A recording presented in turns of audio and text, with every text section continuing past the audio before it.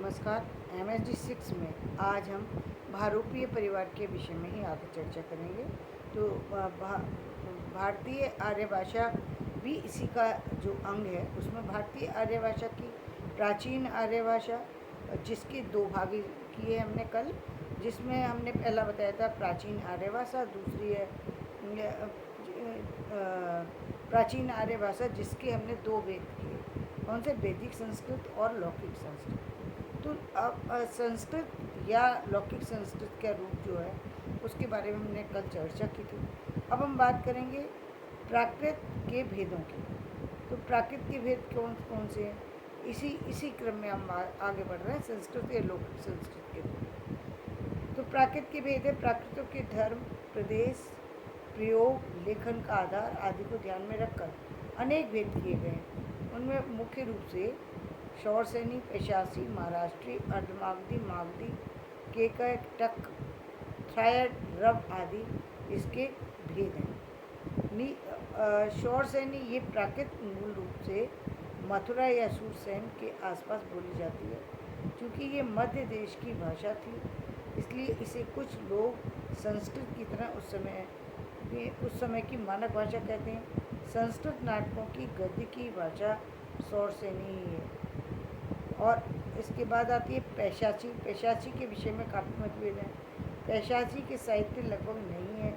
गुणाढ्य या बृहत कथा संग्रह जिसमें कथाएं हैं, जो अब दो रूपों में उपलब्ध है, बृहत कथा मंजरी और कथा सरित सागर। तो इस रूप में हमें मिलती है, यानी कहानियों के रूप में ये दो संग्रह हमें प्राप्त होते हैं।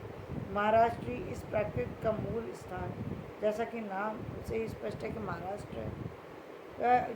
जूल ब्लॉक में मराठी का विकास इसी बोलचाली भाषा में माना गया है। यह प्राकृत साहित्य की दृष्टि से बहुत ही संपन्न भाषा है। गाहा सस्सई और रावण बहो और यज्ञ बलजालग जो है, इसकी अमर रचना है। अर्धमागधी, मागधी और शौरसेनी के बीच के क्षेत्र अर्धमागधी क्षेत्र है, इसलिए यह प्राचीन कौशल के आसपास की भाषा है। इसका प्रयोग मुख्य रूप से जैन साहित्य में हुआ है। मागधी मगध के आसपास बोली जाने वाली जो बोली है, वो मागधी कहलाती है। कुछ लोग मागधी और महाराष्ट्री को एक भाषा मानते हैं, लेकिन ये दोनों एक दूसरे से बिल्कुल भिन्न है। केकय इसका क्षेत्र प्राचीन केके प्रदेश है, जहाँ आज लहदा बोली जाती है। टक इसका प्राकृत क्षेत्र मूल रूप से पंजाबी है। रवस इसका विवरण कहीं अधिक नहीं मिलता। डॉक्टर सुनीति कुमार चटर्जी तथा कुछ लोगों की ये मान्यता है कि ये हिमाचल प्रदेश, गढ़वाल, कुमायूं, नेपाल में बोली जाने वाली पहाड़ी बोलियों से विकसित है।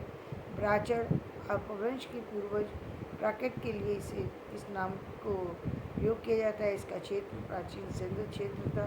इसके विषय में अधिक कुछ ज्ञान प्राप्त नहीं हो पाता। तृतीय प्राकृत में अपभ्रंश भाषा आती है। अपभ्रंश का सामान्य अर्थ है गिरा हुआ या बिगड़ा हुआ।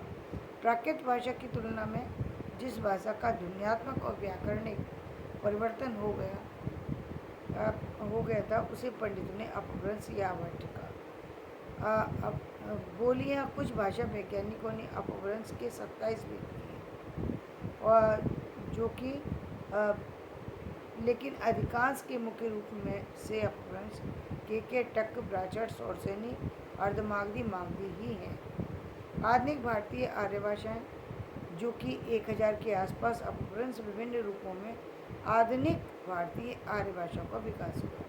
यानी जो हम आधुनिक भारतीय आर्य भाषाओं का जो विकास देखते हैं, तो वो 1000 के आसपास से मिलता है।